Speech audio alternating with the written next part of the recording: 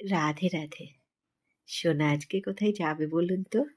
চলুন আগে সাজিয়ে নিই, তারপরে আপনাদেরকে বলছি কোথায় যাবে সোনা। তো সোনার জামাগুলো তো সকালবেলা বার করে নিলাম।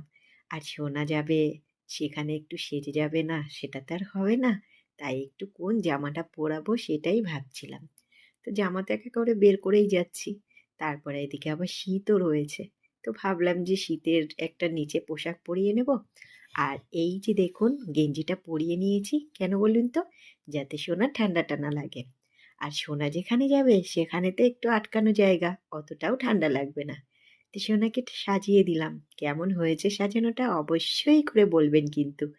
আমি তেমন একটা সাজাতে পারিনি সকালবেলা। একবার চিন্তা করছিলাম যে সোনাকে তো সাজালাম, এদিকে সোনার তো আবার ঠান্ডা লাগবে। আবার মনে মনে ভাবলাম, সোনা যাবে এত সুন্দর জায়গায়, সেখানে যদি একটু না সেজে যায় তাহলেও তো ভালো লাগবে না। তাই দুমনা করে একটু সাজিয়ে দিলাম। এদিকে ছোট সোনাকেও নিয়ে চলে এসেছি। সোনাকে যে নেমন্তন্ন করেছে আমি বলেছি, কিন্তু এবার আমার ছোট সোনাও আসবে। কারণ বড় সোনা সব জায়গায় যায়, ছোট সোনা তেমন একটা যায় না। তো বললে ঠিক আছে, ছোট সোনাকেও নিয়ে এসো। তো ছোট সোনাকেও মোটামুটিভাবে একটু সাজিয়ে দিয়েছি। আর দাদা সেজেছে, ছোট সোনা না সেজে কি পারে? তো ভাইও একটু সেজে নিল। আর এই দেখুন, দুজনকেই সাজিয়ে দিলাম। দুজন সেজে বসে আছে। এখন তো আমি নিয়ে যাব। তো চিন্তা করছিলাম যে কিভাবে আমি নিয়ে যাব একা একা। এদিকে সব সাজিয়েছি, সেগুলো তো রয়েছে। তো ভাবতে ভাবতে না ভাবলাম যত কষ্ট হোক দুটোকেই একসাথে নিয়ে যাব। তো দেখুন, সোনা তো আমার কোলের ওপরে রয়েছে। দুই সোনাকেই একসাথে নিয়েছি। পাশেই বাড়ি, সেখানেই যাব। তো বলতে বলতে চলে এলাম, দেখুন গোপাল মেলায় চলে এলাম দিদুনের বাড়িতে। দিদুনের বাড়িতে, গোপাল সোনার দিদুনের বাড়িতে আজকে গোপাল উৎসব হবে। দেখুন কত গোপাল এসেছে।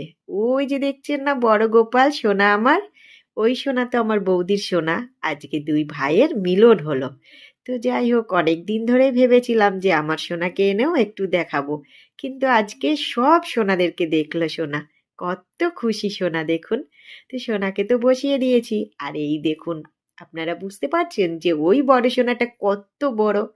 সবাই তো সোয়েটার পরেই আছে, আমি আর সোয়েটার পরাইনি, কারণ এখানে এখন অনুষ্ঠান শুরু হবে আর বেলাটা বাড়বে।